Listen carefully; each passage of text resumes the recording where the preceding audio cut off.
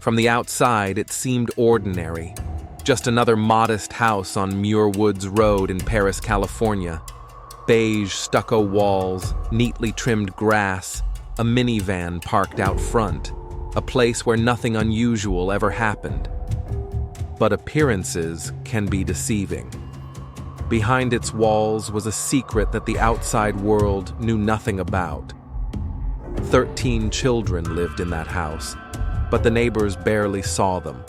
Curtains were always drawn, windows always shut tight. The yard stayed empty, no bicycles, no toys, no laughter. Those who caught rare glimpses of the children described them as strange, pale, withdrawn. They looked younger than their actual ages, their movements slow and uncertain. But no one asked questions. No one intervened. For years, the silence from that home felt unnatural, heavy with an unspeakable tension. And yet, it remained unchallenged. Behind closed doors, something terrible was unfolding day after day, hidden in plain sight. Inside the home was an entirely different reality. The Turpin children weren't living. They were simply surviving. Their bedrooms were empty, bare rooms without furniture, toys, or comfort.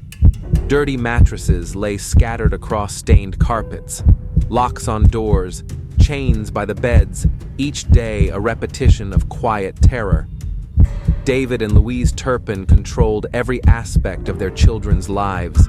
They rationed food, giving just enough to keep them alive, yet always hungry. Baths were rare luxuries, medical care non-existent. Each child knew punishment could come at any time, for speaking too loudly, for stealing food, even for asking for water. The children were kept awake at night and slept during the day to avoid detection. Their world had no sunlight, no friendships, no freedom. It was a dark existence that outsiders simply couldn't fathom. Yet, to the outside world, the Turpins projected a facade of happiness and normality. They took occasional family trips, posed smiling in matching outfits at Disneyland, posted joyful pictures online, carefully curated images designed to mask the horror within. Neighbors assumed the children were homeschooled, unaware that lessons rarely occurred. Most of the children couldn't do basic math, couldn't read fluently, and some didn't even understand what a police officer was. They lived in profound isolation, unaware that a different world existed beyond their locked doors. For over a decade, the children suffered silently. They learned to be quiet, to suppress their emotions, to hide their pain. The older children protected the younger ones, comforting them in whispers, telling them stories of a better future, though they themselves didn't know if such a future existed. The Turpin parents claimed their cruelty was discipline. They twisted religious teachings, saying their actions were ordained by God, justifying every harsh punishment, every act of neglect. It was a life without hope, hidden behind the false calmness of suburban normality. But even in darkness, hope found a way to break through. One child, driven by desperation and courage, would soon change everything. A single call would shatter the silence and reveal the horrifying truth behind those quiet suburban walls. For years, no one questioned what happened inside the Turpin home. But on a cold January night in 2018, everything changed. Jordan Turpin, a fragile 17-year-old girl, summoned every ounce of courage she had left. Her entire life had prepared her only for obedience, for silence, for submission. Yet on that night, desperation overcame fear. Carefully, Jordan climbed through a small bedroom window. She was shaking, terrified. In her trembling hands, she clutched an old cell phone, disconnected but still capable of dialing 911. She had never spoken to strangers before. She barely understood how the outside world worked. Yet her determination to save herself and her siblings drove her forward into the unknown. The emergency operator answered quickly. Jordan's voice trembled as she spoke for the first time to someone who could help. My parents are abusing us, she whispered urgently. There are 13 of us. Some of my brothers and sisters are chained up. The operator struggled to understand her words. Jordan had never learned how to speak clearly. Her sentences were broken, childlike, desperate. But slowly, painfully, the reality became clear. Jordan wasn't making it up. She was describing a nightmare, one that required immediate action. Minutes later, the police arrived. Officers initially thought it might be a prank. Jordan looked younger than her 17 years, thin, frail, terrified, unable to clearly articulate what she had endured. But something in her eyes, a desperate pleading, convinced them otherwise. Approaching the house cautiously, police knocked on the front door. Silence followed, deep and unnatural. Eventually, the door creaked open and the officers stepped inside. Nothing could have prepared them for what awaited beyond that threshold. Stepping inside, officers were immediately overwhelmed. The stench of filth, urine, mold, and decay was overpowering. Darkness filled every room. Windows were sealed tight, blocking any sunlight from entering. The house was filled with garbage, old food, and human waste. Amid the chaos were frightened children, pale and weak. Some were chained to their beds, unable to move, their eyes wide with shock and confusion. One officer would later describe it as stepping into another world, a living nightmare, a place where humanity seemed to have vanished long ago. The officers quickly realized the scale of the tragedy. They counted 13 children, ranging from age 2 to 29, all severely malnourished and mentally traumatized. The older children appeared far younger than their actual age, their physical and mental development shockingly delayed by years of isolation and neglect. David and Louise Turpin, confused but calm, tried to downplay the situation. They insisted the children were fine, merely misunderstood. But the officers knew immediately this wasn't discipline. It was abuse, cruelty, and unimaginable suffering. Within minutes, the parents were arrested, and the children were rushed to hospitals. For the first time in their lives, the Turpin children began to experience something new: care, compassion, and hope. The Turpin parents were arrested. The story shocked the world. But rescue was only the beginning. The children had to learn everything from scratch: language, emotion, touch. Some were placed in foster care and suffered again. Others struggled with trauma no one could understand.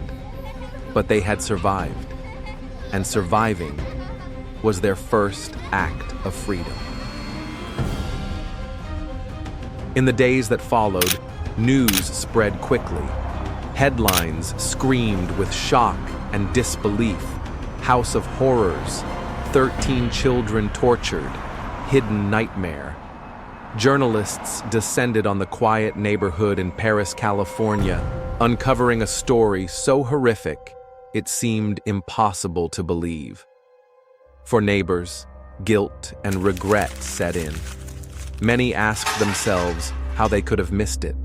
They remembered odd moments, children digging through trash late at night, the strange silence of the house, the rare glimpses of pale, ghost-like figures behind curtains. But no one had taken action. No one had called authorities. They were haunted by the thought of what might have been different if someone had acted sooner. police investigations revealed even darker truths. Inside the home, detectives discovered journals filled with heart-wrenching entries written by the children, describing years of abuse, hunger, fear, and isolation. Every page painted a devastating picture of childhoods lost, stolen by the people who were supposed to protect them. The children wrote of being chained to beds, denied food for days, punished for even the smallest infractions. They detailed their desperate attempts to comfort each other in secret, whispered stories of imaginary places, dreams of escape, and hope for rescue. These writings became powerful evidence against David and Louise Turpin. Medical examinations revealed shocking levels of neglect. Doctors discovered severe malnutrition, stunted growth, weak bones, and irreversible psychological damage. Some children, despite being teenagers and young adults, weighed barely as much as toddlers. They struggled with basic motor skills, coordination, and speech. Psychologists noted profound emotional scars, an inability to trust, deep anxiety, and trauma that would likely haunt them for the rest of their lives.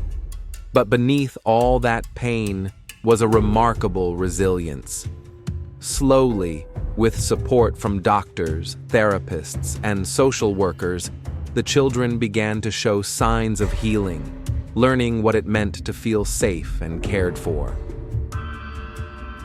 As the Turpin children adjusted to life outside captivity, their parents faced justice. David and Louise Turpin were charged with torture, false imprisonment, abuse, and child endangerment. During the trial, they appeared emotionless, indifferent, unremorseful. Evidence presented in court left observers horrified. Photos, journals, chains, and heartbreaking testimonies painted a picture no one could deny. Prosecutors called it one of the worst cases of child abuse in California history, demanding the harshest possible penalties. But even as justice unfolded in the courtroom, it was clear that nothing could ever fully restore what was taken from the children. Their lost years, innocence, and trust would never be completely healed by any verdict or sentence. While the trial proceeded, the Turpin children faced a new reality: freedom. Yet freedom itself was frightening and overwhelming. Simple tasks felt monumental: shopping at stores, interacting with others, even using public transportation. Each day brought new fears and uncertainties. Yet, with each passing moment, the children bravely stepped forward, determined to reclaim their lives.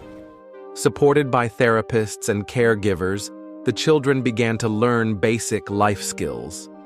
They discovered music, books, friendships, and a world filled with possibilities they had never imagined. The road to recovery would be long and difficult, but for the first time, they had a chance to create lives of their own.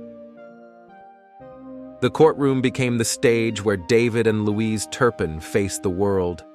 Under harsh lights and relentless questioning, their carefully maintained facade finally shattered. Prosecutors meticulously laid out years of calculated abuse, backed by the powerful and heart-wrenching testimonies of the children themselves. Each witness statement tore away another layer of secrecy. The public learned of starvation, isolation, and psychological manipulation that went on for decades. Jurors heard from detectives who described the chilling conditions inside the home: rooms filled with garbage, chains on beds, padlocks on cabinets. But the strongest voices belonged to the Turpin children, now bravely recounting their nightmare in front of the world. Their courage made it impossible to deny the truth. The defense attempted to minimize the Turpins' actions, portraying them as overwhelmed parents who never intended harm. But the evidence, especially the journals and photos documenting the cruelty, spoke louder than any defense could. After weeks of harrowing testimony, the jury took little time to deliberate. David and Louise Turpin were found guilty on multiple charges of torture, false imprisonment, cruelty, and neglect. As the verdict was read aloud, there was no emotion from the couple, only silent resignation.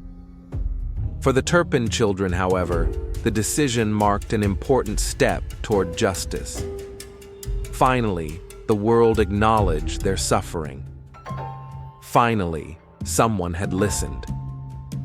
David and Louise Turpin were sentenced to life imprisonment, ensuring they could never harm their children again. But justice went beyond mere punishment. The community, once blind to the Turpins' crimes, rallied to support the survivors. Donations poured in from across the country. Charities, churches, and ordinary people opened their hearts and resources to help the Turpin children rebuild their shattered lives. They received education, medical treatment, psychological care, and the simple comforts they had never known. Yet, even amidst this outpouring of support, the scars remained deep. Each child faced a long journey ahead, learning to trust, to speak, to simply live without fear. As months passed, the Turpin children began experiencing moments of genuine happiness. They discovered the joys of simple freedoms, playing music, reading books, walking outdoors without fear of punishment. Many of them enrolled in school for the first time, quickly revealing remarkable intelligence and resilience despite years of neglect. Yet each achievement came with its struggles. The trauma they carried was profound, making every step forward challenging. Some struggled to adapt, haunted by memories of their past.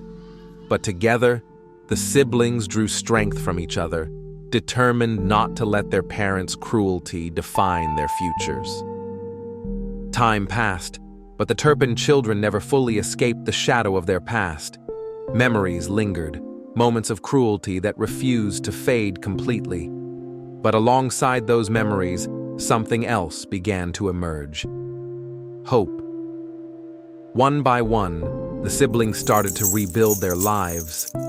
Some moved into foster homes, others into apartments of their own, cautiously stepping into independence. Therapists and social workers guided them patiently, helping them navigate a world that felt both overwhelming and full of possibilities. Slowly, they learned to trust others. Friendships formed, new routines established. Each child discovered hidden strengths and talents they never knew they possessed. Music, art, writing, paths that gave them a way to express what words alone could not. Public awareness from their story brought positive changes. Communities became more vigilant, recognizing signs of hidden abuse. Schools, neighbors, and authorities worked harder to ensure no child ever suffered in silence again. The Turpin case became a powerful lesson, showing the devastating consequences of turning a blind eye. It sparked conversations about child welfare, mental health, and responsibility. Conversations that potentially saved countless others from similar horrors. For the Turpin siblings, this public awareness meant their suffering had not been in vain. Their bravery had opened eyes, changed laws, and inspired empathy. Despite their progress, the path remained difficult. Some Turpin children struggled deeply, haunted by past traumas and fears that resurfaced unexpectedly. Setbacks came frequently, but so did moments of triumph. Each small victory, a graduation, a new job, a first apartment, marked a step toward healing. But the bond between the siblings remained their greatest strength. Having shared unimaginable hardships, their connection became unbreakable. They supported one another, celebrating every achievement and comforting each other through every setback. In each other, they found family again, a family built on genuine love, trust, and mutual understanding. Yet healing was a lifelong journey. The trauma they endured left lasting scars, scars invisible but deep. Every sibling knew their past would never entirely disappear, but the choice to move forward was theirs alone, and each day they chose courage over fear. Jordan Turpin, whose bravery first brought their nightmare to an end, became a symbol of hope. She shared her story, inspiring others trapped in darkness to seek help. Her message was clear. Even from the darkest places, it is possible to find light, strength, and freedom. The Turpin children's story teaches us that evil can hide anywhere, even in places that seem completely ordinary.